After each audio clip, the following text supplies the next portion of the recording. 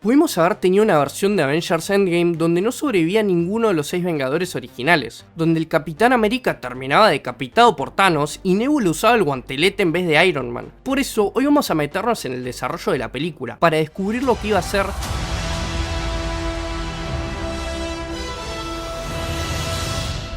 Como hablé en el video sobre Infinity War, esta película y Endgame eran el cierre de 22 películas anteriores. Todo lo que Marvel venía construyendo desde Iron Man desembocaba acá, y encima llegaba después del final de Infinity War con la mitad del universo convertida en polvo y todos los héroes derrotados. La expectativa era muchísima, y la presión sobre los rusos y sus guionistas, Marcus y McFeely, también. Así que vamos a arrancar por lo más simple. Por años, esta película no tuvo nombre. Se la conocía como Avengers 4 o simplemente la secuela de Infinity War. Marvel estaba convencida de que el título era un spoiler y contaba hacia dónde iba la historia. Recién en diciembre de 2018, a 4 meses del estreno, cuando salió el primer tráiler, mostraron que se llamaba Avengers Endgame. Lo gracioso es que se especuló muchísimo sobre el título porque algunos de los nombres que dieron vueltas por internet fueron Avengers Annihilation, Avengers Forever, Avengers Eternity, Avengers Disassembled, Avengers Assembled y sobre todo Avengers Infinity Gauntlet. Para muchos este último era el más probable porque Zoe Saldaña se refirió a la película como Gauntlet en una entrevista. James Gunn tuvo que salir a decir que seguramente se había equivocado y el CEO de Marvel Studios, Kevin Feige, salió a desmentirlo directamente. Pero se nos dio el nombre de la secuela en la película anterior, en Infinity War, cuando Doctor Strange ve los 14 millones de futuros posibles y le dice a Tony que están en el juego final. Entre el estreno de Infinity War y el de Endgame pasó un año entero, que fue un año de especulación realmente. Antes de meternos de lleno en los cambios de la película, quiero repasar un poquito los rumores y las teorías de Endgame. Empecemos por Ant-Man, que aprovechando que se puede volver chiquito, se le metía a Thanos por el culo y bueno, una vez adentro se agrandaba hasta su forma gigante. Los propios directores tuvieron que salir a responder y Anthony Russo la definió como la teoría más ridícula que había escuchado en su vida. Pero hubo una teoría grande que resultó cierta, que fue todo el tema de los viajes en el tiempo. La pista te la daban en Ant-Man and the Wasp cuando Janet le dice a Scott sobre los vórtices temporales del reino cuántico. Bueno, justo antes de que Scott se quede atrapado ahí por el blip o el chasquido, como le quieran decir. A eso se le sumaron dos cosas más. Un par de fotos filtradas del set que mostraban a los actores vestidos con la ropa de la primera película de Avengers, con Ant-Man metido en esa escena y unos relojes raros. Ya con eso la gente armó buena parte del robo temporal más de un año antes del estreno. La otra gran predicción era algo que nos veíamos venir, que era la muerte de Tony, y ahí sí le pegaron de lleno, porque el razonamiento era que el UCM había empezado con Iron Man en 2008, así que no había mejor persona para cerrar esta etapa del UCM que él. Otra teoría decía que Gamora no estaba muerta, sino atrapada en la gema del alma. La prueba era esa escena de Infinity War donde Thanos, después de chasquear, aparece en un mundo naranja frente a la versión chiquita de Gamora. El naranja es justamente el color de la gema del alma, y la teoría era que todos los desaparecidos por el chasquido no estaban muertos, sino que estaban atrapados dentro de la gema, o directamente en un universo paralelo. Increíblemente algo de razón tenían, pero bueno, ya lo voy a hablar más adelante. También muchos daban por hecho que iba a aparecer Adam Warlock, que bueno, finalmente no apareció y recién debutó en Guardianes de la Galaxia Volumen 3. Otra teoría decía que para conseguir la gema del alma, Tony iba a tener que viajar a 1991 y ordenar personalmente el asesinato de sus papás. Por suerte esto no pasó porque hubiera sido horrible. Y después teníamos un montón de teorías románticas que increíblemente le pegaron, porque mucha gente venía diciendo que Steve iba a tener por fin su baile con Peggy Carter, como cerrando esa visión que tiene en Age of Ultron. Y bueno, terminaron teniendo razón. Pero ya cubrimos casi todas las teorías de ese momento, así que vamos con los cambios de la película. El robo temporal, o sea, la base de Endgame, es lo que más cambió a comparación de los primeros borradores, y cambiaron bastante cómo se resolvía todo. Rhodey, o sea War Machine, en algún momento del desarrollo era el vicepresidente de los Estados Unidos, que es un rol completamente distinto para el personaje. Por suerte se quedó descartado en los primeros borradores porque los escritores sentían que lo alejaban de la acción y que no tenía ningún peso en la trama. Otra cosa que cambió tiene que ver con la gema del alma, porque en la película los que van a buscarla son Clint y Natasha, y termina, bueno, con el sacrificio de Natasha, pero en una versión anterior el que iba a conseguir la gema del alma era Hulk, y esto cambiaba por completo cómo se resolvía una de las muertes más importantes de toda la película.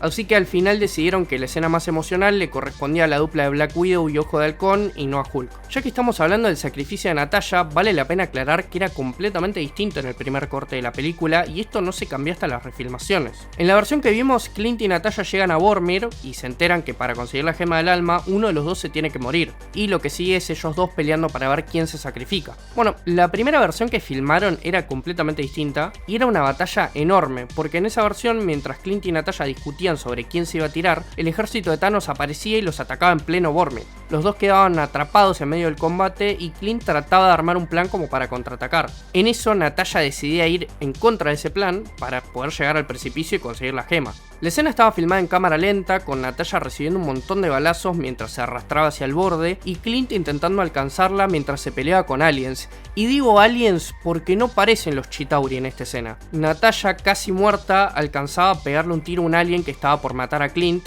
y veía a Thanos de fondo, así que ella decidía tirarse al vacío. Suena bastante bien cuando lo cuento así, ¿no? Bueno, el problema es que en pantalla no funcionaba y la ejecución quedó bastante pobre. Y todo ese despliegue de balas y explosiones como que terminaba tapando lo que importaba en esa escena, que eran dos amigos que se estaban peleando por decidir cuál de los dos se iba a morir. Así que en las regrabaciones la rehicieron desde cero y la transformaron en el momento íntimo que vimos en pantalla. Esa versión eliminada de la que acabo de hablar la pueden ver en Disney Plus. Bueno, ahora vamos a otra escena eliminada que se filmó y también podemos ver en los extras de la película, que es la charla entre Hulk y Ancestral en 2012. Específicamente la charla en la que ella le explica que llevarse la gema del tiempo crea una nueva realidad. En esta versión eliminada, Ancestral le cuenta que ella ya usó la gema del tiempo para ver más allá de su propia muerte, y le revela que el chasquido de Thanos en realidad no mató a nadie, que las víctimas nunca murieron del todo, sino que quedaron en otro plano existencial. La sacaron porque según ellos le sacaba peso a las muertes de Infinity War. Como justo hablamos de la muerte de una Vengadora original, vale la pena comentar que la idea original de Kevin Feige era matar a los 6 Vengadores originales. O sea, Iron Man, Capitán América, Thor, Hulk, Black Widow y Hawkeye. Feige tenía una imagen muy concreta en la cabeza que la comparó con el final de Toy Story 3 donde los juguetes se caen al incinerador. Bueno, eso quería Feige para los Avengers. Los rusos escucharon lo que tenía para decir y lo frenaron al toque, porque su argumento era que el público no lo iba a aguantar, que después de 10 años de acompañar a estos personajes, matarlos a todos de una era un montón, y que además le sacaba peso a cada muerte individual. Pero ojo que hubo una versión intermedia que estuvo bastante cerca de pasar, y esta era que Cap y Tony se murieran juntos. Joe Russo llegó a decir que fácilmente podrían haber matado al Capitán América, porque además era lo que todo el mundo se esperaba. Precisamente por eso eligieron no hacerla y darle otro final. Bueno, final entre comillas porque están deshaciendo eso en Doomsday. Al final quedaron solamente 2 muertes, Tony y Natasha. Y ni siquiera la de Tony estuvo libre de discusión, porque Jon Favreau, el director de la primera y segunda Iron Man, leyó el guión y se mostró abiertamente escéptico con la idea de matar a Tony. Medio como que no le cerraba, pero con el tiempo terminó admitiendo públicamente que se había equivocado y que la decisión había sido la correcta. Y bueno, ya llegamos a la batalla final, donde estaba planeada la escena más perturbadora de todo el desarrollo. Ya a esta altura sabemos que el Thanos contra el que pelean al final de Endgame no es el mismo Thanos que chasquea en Infinity War, porque ese ya estaba muerto, lo habían matado al principio de la película. El que aparecía en la batalla final era una versión de Thanos del 2014 que se entera el plan a través de Nebula y viaja al presente con su flota como para enfrentarse a los Avengers. Es un Thanos mucho más joven que todavía no había conseguido ninguna gema y que ni siquiera conoce a los Avengers. Bueno, en un borrador temprano del tercer acto, ese Thanos no llegaba al futuro con las manos vacías. Llegaba con la cabeza decapitada del Capitán América porque la idea era que la trajera para tirarla enfrente de los héroes como para hacerlas entender que ya les había ganado.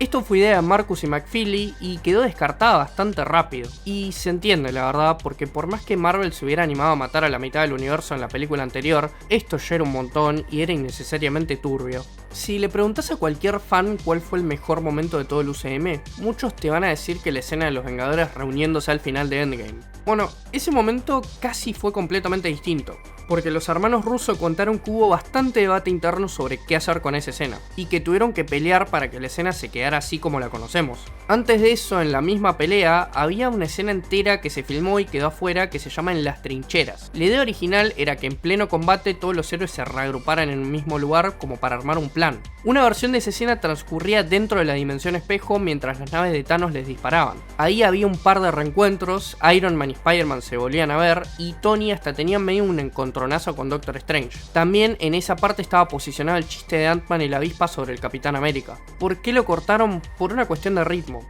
A ver, si en el medio de la pelea más grande de la historia del cine de superhéroes te frenás 3 minutos para que los personajes charlen y planifiquen, la película medio como que se te desinfla. Así que en las regrabaciones agarraron esa escena y la desarmaron. En vez de hacer una reunión larga, repartieron esos momentos en pedacitos a lo largo de toda la pelea. Llegamos al momento más importante de toda la película y probablemente uno de los mejores cierres que tuvo un personaje en el cine de superhéroes. Yo soy Iron Man. Esta frase no estaba en el guión porque originalmente Tony no decía nada, chasqueaba en silencio y listo. De hecho todavía podemos ver parte de la escena eliminada en Disney Plus. Cuando estaban editando la película, viendo la escena terminada, entre comillas, los rusos se dieron cuenta de que algo no les cerraba. Joe Russo decía que Iron Man no podía irse sin decir nada, así que probaron, según ellos, 1.000.000 de diálogos distintos. Robert Downey Jr. hasta pidió improvisar y filmaron un montón de tomas con frases diferentes. La solución la terminó tirando Jeff Ford, que es el editor de la película, y dijo que Tony terminara exactamente con la misma frase de la primera Iron Man. Encima, lo gracioso es que esta fue la última escena que se filmó en toda la película, o sea, el momento final de la saga también fue literalmente el último que se hizo. Y como para cerrar con las casualidades, esta escena se filmó en los Raleigh Studios de Hollywood, a la vuelta de donde Robert Downey Jr. había hecho su primera prueba de cámara para Iron Man 12 años antes. Pero faltaba un pequeño detalle, que era convencer a Robert Downey Jr. de filmar la escena. Porque un par de semanas antes de las regrabaciones, Joe Russo cenó con él y se encontró con que el actor no tenía ganas de volver a filmar la muerte de Tony. Le decía que no quería volver a meterse en ese estado emocional y que era muy difícil. Por suerte, en esa misma escena estaba el productor Joel Silver, que era amigo de toda la vida de Downey. Se metió en la conversación y le dijo que era el mejor diálogo que había escuchado en su vida y que lo tenía que hacer. Esto lo terminó convenciendo.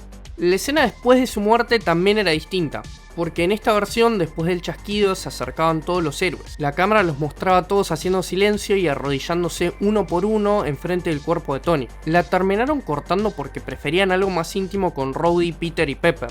En otra escena eliminada, justo después de que Tony chasquea y se está muriendo, había una escena donde se encontraba con su hija Morgan, pero convertida en una mujer adulta en la dimensión del alma. La cortaron porque frenaba el impacto del momento y porque el equipo sintió que la muerte de Tony pegaba mucho más sin nada en el medio. Y bueno, ya que estamos con las regrabaciones, hay otra frase famosa que también se agregó y no estaba en el guión original. Sí, es el trasero de América. La metieron en las regrabaciones como para cerrar el chiste que había hecho Ant-Man un rato antes. El cierre del Capitán América es, hasta el día de hoy la parte más controversial de toda la película. A mí me parece malísimo este final, pero ya voy a entrar en detalle más tarde. Steve viaja al pasado para devolver las gemas y no vuelve por el portal. Cuando lo buscan lo encuentran convertido en viejo. Se quedó a vivir la vida que nunca había podido tener con Peggy Carter y ahora vuelve únicamente para entregarle el escudo a Sam. Pero acá viene lo raro y es que ni siquiera los que hicieron la película se ponen de acuerdo sobre cómo funciona este final. Porque según las reglas del viaje en el tiempo que ellos mismos establecieron, si Steve se queda en el pasado tendrá que estar creando una línea temporal alternativa, o sea, estar viviendo en una realidad paralela. Pero los guionistas Marcus y McFeely sostienen que Steve vivió toda su vida dentro de la misma línea temporal de siempre, nada más que escondido sin intervenir en ningún evento. En mi opinión, no me gusta este momento por el simple hecho de que lo van a deshacer en Doomsday, y siento que Sam se merecía un poco más de tiempo como Capitán América, porque solo tuvo medio capítulo de su serie y una película mediocre. O sea, ni siquiera lo vimos rearmar los Avengers. Y esta decisión de traer de vuelta a Chris Evans se siente como que están reculando en la decisión de que Anthony Mackie sea Capitán América. Pero bueno, cosas que pasan. Como ya es tradición, vamos a repasar un poco los artes conceptuales de la película. Gracias al libro The Art of Avengers Endgame, tenemos un vistazo más claro a todos los cambios que casi llegan a la película. Arranquemos por el más grande de todos y es algo que sacaron directamente de los cómics. En un borrador del guión, la Nebula del 2014 interceptaba el guantelete que había fabricado Tony y se lo ponía a ella, como para demostrarle a su papá de una vez por todas que era una guerrera capaz y era alguien valiosa. Pero descubría que no era lo suficientemente poderosa como para soportar las gemas y moría quemada con Rocket escondido mirándola atrás de una piedra. Es un guiño directo al cómic Infinity Gauntlet de 1991, donde Nebula efectivamente le roba el guantelete a Thanos. Ya todos nos acordamos que en Infinity War Thanos humilla a Hulk en los primeros 5 minutos de película. Bueno, resulta que hay arte conceptual oficial que muestra a Hulk contra Thanos en plena batalla de la Tierra. ¿Por qué la cortaron? Y bueno, si Hulk peleaba contra Thanos tenía que volver a perder porque el que tenía que derrotarlo y sacrificarse era Iron Man. Y el arranque original que conocemos es Clint perdiendo a su familia en el chasquido, pero originalmente la película abría con Hulk en plena acción, salvando gente de un edificio que se estaba incendiando, saltando desde una antena satelital para atajar los enemigos en el aire. La idea era mostrar que con todos los demás Avengers desaparecidos o deprimidos por la derrota, Hulk había quedado como uno de los únicos héroes activos del planeta. También hubo varias facciones que consideraron para sumarse a la pelea final. De hecho, se dibujaron gigantes de hielo de Jotunheim de la primera película de Thor, pero con un diseño evolucionado como con armaduras de cristal cubriéndoles el cuerpo. También hay arte conceptual de hormigas gigantes, hay un plano con todas la Iron Familia, las Iron Personas, no sé cómo decirles la verdad. Bueno, hay un plano de todas las Iron Personas juntas. Y después tenemos otro con Nakia, el personaje de Black Panther, que finalmente ni siquiera apareció en la película. Después tenemos un encuentro entre el Capitán América y Star-Lord que nunca vimos. Después tenemos una imagen muy graciosa que muestra a Ant-Man en su forma gigante sosteniendo a Hulk, que a su vez sostiene a Spider-Man. Uno de los cambios más grandes también fue todo el aspecto visual del salto temporal, porque el arte descartado muestra efectos mucho más abstractos, mucho más cercanos a los efectos que vimos en Doctor Strange, con los personajes descomponiéndose molécula por molécula antes de saltar. Y tenemos una imagen del Capitán América cayendo a través del tiempo atravesando el vacío. Uno de los cambios que se hicieron a último momento son esos trajes blancos y rojos que usan para viajar en el tiempo. Tuvieron versiones muy distintas y acá podemos ver un diseño descartado que es casi una armadura de Iron Man. Pero era un problema porque con esos trajes los héroes se iban a mover mucho más lento, iban a tardar mucho en sacárselos y encima iban a necesitar efectos prácticos. El diseño final es mucho más funcional y están hechos enteramente con CGI. Después tenemos una variación del inicio de la película cuando los héroes van a emboscar a Thanos. En esta versión el villano está sentado con el guantelete apoyado enfrente, sin fusionarse a su mano y con el brazo muchísimo menos dañado. En esta versión Bruce llegaba completamente transformado en Hulk y no estaba metido dentro del Hulkbuster. Ya que estamos hablando de Thanos, este personaje pasó por un montón de versiones antes de quedar como lo conocemos. Bueno, en el libro de arte aparecen versiones donde parece un Thanos rey con una capa y con corona medio monárquico. Se dibujó también a su familia y tenemos concept art de Thanos adolescente. Parte de las ideas descartadas mostraban al villano en distintas edades de su vida. Ya viste el quilombo de teorías que había afuera, ahora veamos cómo era la cosa puertas adentro. Porque el nivel de secretismo que manejó Marvel con esta película fue aún más que el de Infinity War. Empecemos por lo más básico. Como expliqué en el video anterior, casi ningún actor sabía qué película estaba filmando. Los actores no recibían el guión completo, sino solamente sus propias escenas, sin ningún tipo de contexto, sin saber cómo encajaban en la historia ni nada. En muchos casos se repartían guiones falsos y hubo actores que ensayaron escenas que nunca se filmaron. El caso más famoso de todos, creo yo que por buenos motivos, es el de Tom Holland, que se había ganado fama de spoilear todo hasta el punto de que Marvel directamente le dejó de dar información. Para filmar el funeral de Tony Stark, a varios de los actores les habían hecho creer que estaban grabando un casamiento, como para que nadie sepa que el personaje se moría. Para evitar especulación y con la misma lógica que ya habían usado antes, Marvel volvió a meter tomas falsas en los trailers. Estaban armados con un material modificado y escenas que no aparecían en el corte final como para confundir a los fans. Increíblemente, lo más grande de la película llegó casi intacto a las salas y en gran parte fue la razón por la que Endgame se sintió como se sintió. Avengers Endgame se estrenó en abril de 2019 y rompió absolutamente todos los récords que había para romper. Se llevó más de 2.700 millones de dólares en todo el mundo, destronó a Avatar y se convirtió por un tiempo en la película más taquillera de la historia del cine. Su fin de semana de estreno fue el más grande jamás registrado, y lo más impresionante es que cumplió con cerrar 22 películas, 11 años de historia y los arcos de un montón de personajes que la gente venía siguiendo desde 2008. Si bien a mí me parece bastante floja la película, a nivel técnico es un logro increíble, y en mi opinión va a ser recordada como el pick de Marvel para mucha gente. Las preguntas que te dejo son estas: ¿con cuál de todos estos cambios la película hubiera sido mejor? ¿Para vos ya tenemos la película perfecta? ¿Y cuál es tu película de Avengers favorita? Dígame en los comentarios.